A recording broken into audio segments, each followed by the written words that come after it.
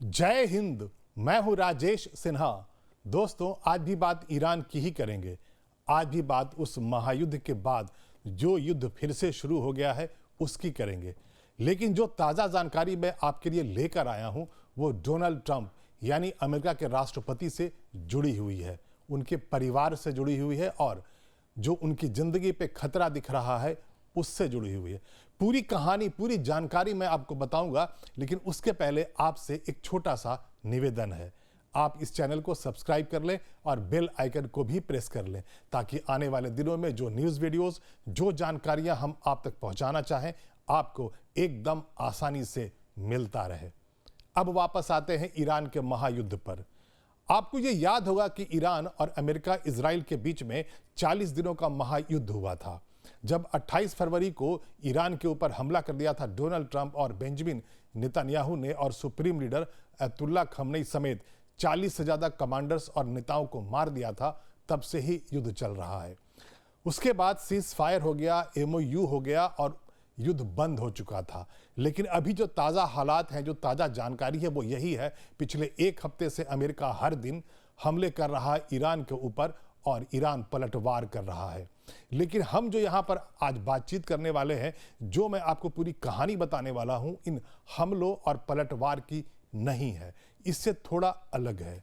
यहाँ पर अब देखा यह जा रहा है कि ईरान की सड़कों पर वहाँ बड़े बड़े होर्डिंग्स लगाए गए हैं, बड़ी बड़ी बिल्डिंग्स है, वहाँ पर होर्डिंग्स लगाए गए हैं, तख्तियाँ लगाई गई हैं और बिलबोर्ड्स लगाए गए हैं और उसमें पूरा का पूरा ट्रंप परिवार दिखाया गया है जो कॉफिन में है। आपको यहाँ पर बैकग्राउंड में दिख रहा होगा, इसीलिए मैंने बैकग्राउंड में लिख दिया है, खून का बदला खून। ईरान के निशाने पर ट्रंप परिवार। मतलब साफ है कि अब ईरान में ये उठने लगी है, ये आवाज़ उठने लगी है कि उन्हें अयतुल्ला खमेनी का बदला चाहिए और वो भी खून का बदला खून से लेंगे। आपको ये भी याद होगा कि जब फ्यूनरल चल रहा था अयतुल्ला खमेनी का, तो अलग अलग दिनों में जो फ्यूनरल प्रोसेशन चल रहा था उसमें लाखों की संख्या में लोग वहां जुटते थे, शव यात्रा में शामिल होते थे और नारे लगाते थे कि उन्हें खून का बदला खून चाहिए।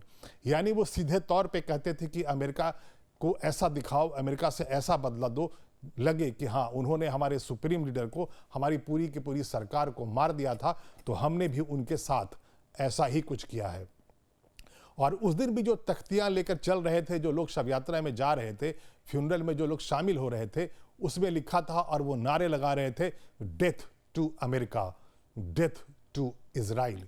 मतलब साफ है कि ईरान की जनता भड़क गई है। ईरान के जो लोग हैं वो अब इससे कम पे मानने को तैयार नहीं है कि उन्हें खून का बदला खून मिलना चाहिए और इसीलिए वहां पर बिलबोर्ड्स लगाए गए हैं, साइन, वहां पर बहुत सारे पोस्टर्स लगाए गए हैं और वहां लिखा जा रहा है, वहां कॉफिन दिखाया जा रहा पूरे के पूरे ट्रंप परिवार का। यहां पर आपको याद दिलाना यह भी बहुत जरूरी है कि डोनाल्ड ट्रंप का भी आधिकारिक बयान है।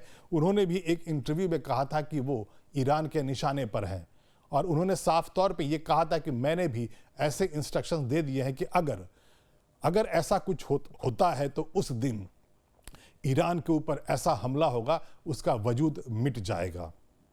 मतलब साफ है, डोनाल्ड ट्रंप के पास भी जो इनपुट्स आ रहे हैं इंटेलिजेंस के जो इनपुट्स आ रहे हैं, जो बाकी इंफॉर्मेशन आ रही है और साथ में जो मीडिया में अलग अलग न्यूज़ चैनल्स में और अखबारों में छप रहा है ईरान के और अमेरिका के, वहाँ ये साफ तौर पे देखा जा रहा है कि अब ईरान में बात सिर्फ लड़ाई की नहीं है, पलटवार की नहीं है, अब वो सीधा खून का बदला खून मांग रहे हैं। आपको यहाँ पर याद दिलाना ये भी बहुत ज़रूरी है कि जब युद्ध चल रहा था 40 दिनों का, तब उसी वक्त एक ऐसा भी दिन आया था जब कुछ ड्रोन्स अमेरिका में वाशिंगटन के एक एयरबेस के ऊपर मंडराते देखे गए थे और वहाँ विदेश मंत्री मौजूद थे, वहाँ के रक्षा मंत्री मौजूद थे, उन्हें बड़ी जल्दीबाजी में वहाँ से हटाया गया था। आपको ये भी याद होगा कि जब व्हाइट हाउस करेस्पॉन्डेंट्स की का जो डिनर चल रहा था, वहाँ पर जब खुद डोनाल्ड ट्रंप और वाइस प्रेसिडेंट JD वेंस मौजूद थे, मेलानिया भी जब मौजूद थी, तो वहाँ पर ठीक उस कमरे यानी बॉलरूम के बाहर, दरवाजे के बाहर गोलियां चली थी और उसके बाद तुरंत वहाँ से डोनाल्ड ट्रंप को, वाइस प्रेसिडेंट को और फर्स्ट लेडी को हटाया गया, सुरक्षित वहाँ से कहीं और पहुँचाया गया था। इसके पहले भी खबरें आती रही हैं कि डोनाल्ड ट्रंप की जान पे खतरा है, लेकिन इस बार जो दिख रहा है वो परिवर्तन यहाँ ईरान के युद्ध से दिख रहा है। सीधा ईरान में अब यही कहा जा रहा है कि उन्हें खून का बदला खून चाहिए। आपको यहाँ पर याद दिलाना बेहद जरूरी है कि अभी भी ईरान और अमेरिका के बीच में युद्ध चल रहा है। हुआ यूं था कि जब 40 दिनों का महायुद्ध हो गया और उसके बाद भी ईरान नहीं हारा, ईरान बड़ी मजबूती से पलटवार करता जा रहा था, तो डोनाल्ड ट्रंप को यह लग गया कि उनसे गलती हो गई है। उन्होंने बेंजामिन नेतन्याहू के उकसावे में आकर ईरान पर हमला कर दिया और अब ईरान की जो लड़ाई है उनसे संभाले नहीं संभल रही है। मतलब वो ईरान को हरा नहीं पा रहे हैं। जब उन्होंने 28 फरवरी को हमला किया था तो उन्हें और बेंजामिन नेतन्याहू जो इजराइल के प्राइम मिनिस्टर हैं, उन दोनों ने यही सोचा था कि बस कोऑर्डिनेट्स एग्जैक्ट आ गए हैं, ये पता है कि सुप्रीम लीडर और बाकी जो कमांडर्स हैं वो एक ही छत के नीचे हैं, तो अगर हम एक झटके में पूरी की पूरी सरकार और सुप्रीम लीडर को खत्म कर देंगे तो युद्ध तो होगा ही नहीं। ईरान में तो ना लड़ने वाला बचेगा ना इंस्ट्रक्शन देने वाला बचेगा। और यही सोच के उन्होंने 28 फरवरी को सवेरे 8:15 बजे हमला बोल दिया और एक झटके में पूरी की पूरी सरकार को मार दिया था। लेकिन उनके कैलकुलेशन के ठीक विपरीत, उनकी स्ट्रेटेजी के ठीक उलट ईरान पलटवार करने लगा। और वहां पर बाद में खबर यह निकल कर आई कि जब अयतुल्ला खमनेई जिंदा थे तो उन्हें इस बात का एहसास था कि इजराइल और अमेरिका उन्हें मार सकते हैं, और इसीलिए उन्होंने एक मैंडेट दे रखा था IRGC के 31 जो ब्रिगेड्स हैं अलग अलग शहरों में। उन्हें यह कह दिया गया था कि उनके पास सीधा सुप्रीम लीडर का ऑर्डर है, मैंडेट है कि अगर ऐसा कुछ होता है तो आप पलटवार करेंगे, और टारगेट्स तक दे दिया था। उन्हें यह कह दिया गया था कि जो खाड़ी के जो देश है, 8 देशों पर उस दिन पलटवार किया था ईरान ने, 14 ठिकानों पर। तो उन्हें यह बता दिया गया था कि जो अमेरिका ने सैन्य अड्डे बना रखे हैं खाड़ी के 8 देशों में, और जहां जहां जिस भी खाड़ी के देश में जहां अमेरिकी सैनिक तैनात हैं वहां आप पलटवार करोगे। और यहीं पर गच्चा खा गए थे, यहीं पर गलती हो गई थी बेंजामिन नेतन्याहू और डोनाल्ड ट्रंप से। उन्हें यह लगा था कि बड़ी आसान से जीत ईरान में मिल जाएगी, क्योंकि वो पूरी की पूरी सरकार को तो मार चुके होंगे, तो वहां भला लड़ेगा कौन। और उसके बाद ठीक उसके विपरीत ईरान ने बड़ी मजबूती से पलटवार किया, महायुद्ध लड़ा, और 40 दिनों तक जब ईरान पीछे नहीं हट रहा था, सीधा कह रहा था कि वो 6 महीने की लड़ाई के लिए तैयार है, तो डोनाल्ड ट्रंप को यह लग गया कि अब ये लड़ाई उनके वश का नहीं रहा। तो उन्होंने फिर एक फेस सेविंग फार्मूला ढूंढना शुरू कर दिया। उनके ऊपर चौतरफा दबाव पड़ रहा था, अमेरिका में तीखे सवाल पूछे जा रहे थे, प्रदर्शन हो रहा था, और नेटो जिसके सहारे वो बड़ी मजबूती से सोच रहे थे कि ईरान को हर हाल में हरा देंगे, नेटो ने साफ मना कर दिया था कि वो इस युद्ध में उनकी मदद नहीं करेगा। तो पूरी दुनिया में एक तरफ उनकी मदद को कोई साथ में आने को तैयार नहीं था, दूसरे ईरान ने बड़ी चालाकी के साथ, बड़ी अच्छी स्ट्रेटेजी के साथ कुछ दिनों के बाद, यानी हमले के कुछ दिनों के बाद ही हॉर्मुज स्ट्रेट को बंद कर दिया था। और ईरान को भली भांति ये पता था कि अगर हॉर्मुज स्ट्रेट को वो बंद कर देगा तो दुनिया की जो सप्लाई चेन है तेल और गैस की, फर्टिलाइजर्स की, जरूरत की चीज़ों की, वो बंद हो जाएगी। 20% कच्चा तेल और 30% गैस उसी के रास्ते से गुजर कर दुनिया के अलग अलग हिस्सों में जाता था, जो बंद हो गया था। और उसका असर ये हुआ कि पूरी दुनिया की अर्थव्यवस्था हिल गई।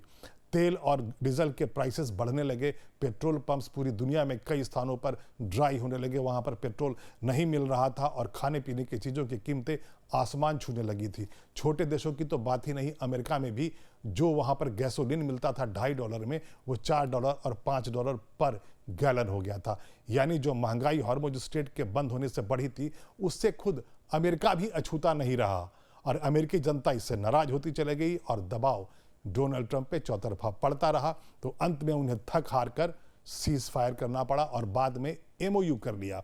लेकिन उनका जो खेल था उसे बिगाड़ दिया इजराइल ने। इजराइल लगातार लेबनान पर हमले करता रहा, और ईरान ये कहता रहा कि ये बिल्कुल नहीं चलेगा कि सीज फायर के बाद भी अगर आप हिजबुल्लाह पर लेबनान में हमले करेंगे तो हम इसे बर्दाश्त नहीं करेंगे, हम हॉर्मुज स्ट्रेट को फिर से बंद कर देंगे। और वही हुआ।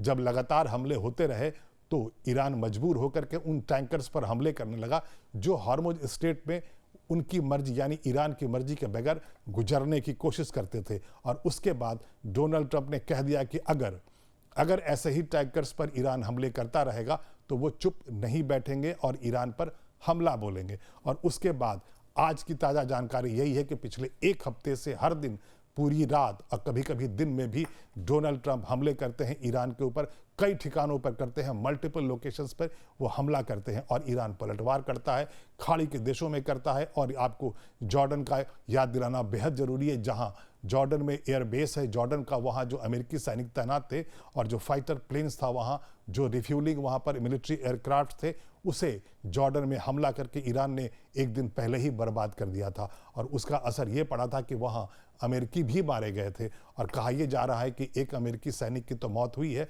और एक वहाँ मिसिंग है। पहले भी 14 अमेरिकी सैनिक इस पूरे महायुद्ध में मारे जा चुके हैं, अब 2 और अगर हैं तो वो 16 हो चुकी है।